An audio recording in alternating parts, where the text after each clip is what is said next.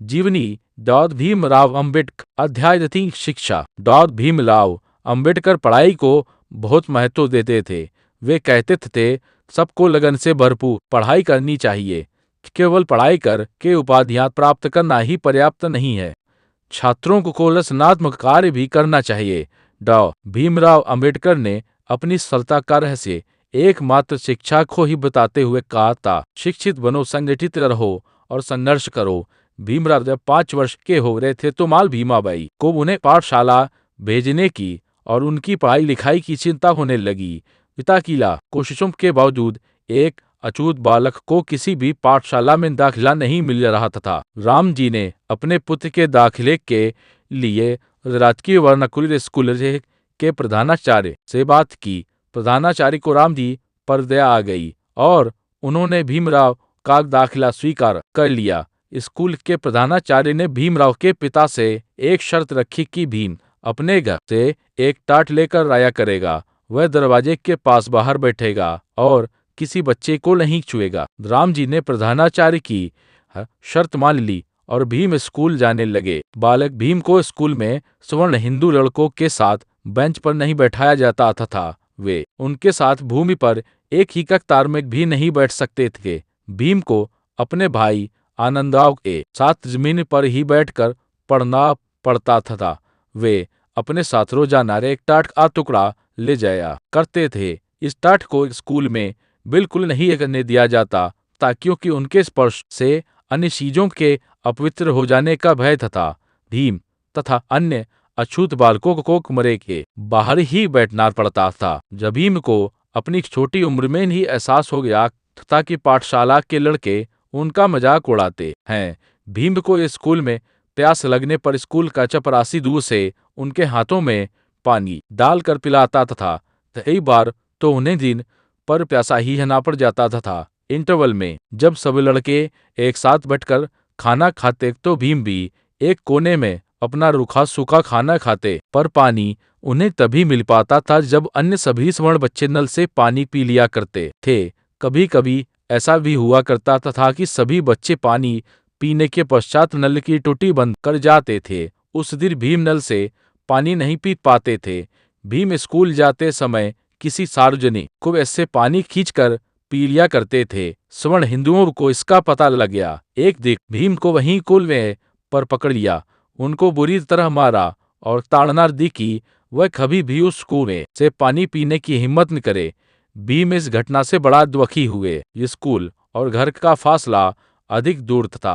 भीम उस समय नंगे पैर अपनी पुस्तक स्लेट और टा बगल में दबाए अपने भाई आनंदराव के साथ स्कूल जाया करते थे। स्कूल में जब तक मास्टर कमरे के अंदर नहीं चला जाता था तब तक भीम तथा अन्य अछूत लड़कों को दरवाजे से दूर खड़ा रहना पड़ता था। भीम को खेलने का शौक था, लेकिन वे अपने घर पर बाहर बालकों से सा ही खेल पाते थे। स्कूल में सवर्ण बच्चों के साथ खेलना संभव नहीं था, क्योंकि वहां गोल छुआछूत का वातावरण बना रहता था। भीम इन सब बातों पर ध्यान देकर किसी को भी जवाब देने के बजाय वे मन लगाकर पढ़ाई करते रहते थे। उनकी इस मेहनत और लगन को देखकर धीरे धीरे स्कूल के सभी अध्यापक उनसे प्रसन्न होने लगे। वे सभी अध्यापकों के प्रिय छात्र बन गए। सभी अध्यापक उन्हें हर बात अच्छी तरह समझाते और भीम भी सभी अध्यापकों की बात अच्छे से सुनते और समझते। भीमराव बचपन से ही तेज बुद्धि के थे। कक्षा में किसी भी सवाल का जवाब वे सबसे पहले देते थे। एक दिन गणित के अध्यापक ने बोर्ड पर एक सवाल लिखकर छात्रों से उसका जवाब देने को कहा, तो कक्षा में सिर्फ भीम का ही हाथ उठा। सवाल हल करने के लिए भीम से ही बोर्ड की ओर बढ़े, वैसे ही बाकी सभी छात्र चिल्ला उठे, गुरुजी भीम को रोकिए। बात यह थी कि बोर्ड एक तख्त पर तथा और उस पर सवर्ण जाति के लड़कों के खाने के डिब्बे रखे थे। गुरुजी ने भीम को वहीं रोक दिया और जब सभी छात्रों अपने अपने डिब्बे उठा लिए, इसके बाद ही भीम बोर्ड के पास गए और सवाल हल किया। एक दिन जब स्कूल जाने का समय हुआ तो मूसलाधार वर्षा होने लगी। भीम ने मन में ठान लिया कि वह स्कूल जाएंगे। उन्होंने अपने बड़े भाई आनंदराव से कहा कि उनका बस्ता और टोपी अपनी छतरी में छिपाकर ले चले आनंदराव बड़ा चकित हुए कि वह ऐसी तेज बरसात में स्कूल जाएंगे, लेकिन भीम ने बड़े दृढ़ स्वर में बोला, मैं बारिश में भीगता हुआ जाऊंगा। आनंदराव ने भीम को बहुत समझाया कि स्कूल जाने में कठिनाई होगी, लेकिन भीम अपनी बात पर ही अड़े रहे। आनंदराव भीम तका बस्ता और टोपी लेकर स्कूल चले गए और भीम पीछे थी। बारिश में नहाते हुए स्कूल पहुंचे गए। उसी स्कूल में पेंट से नाम के एक ब्राह्मण अध्यापक थे।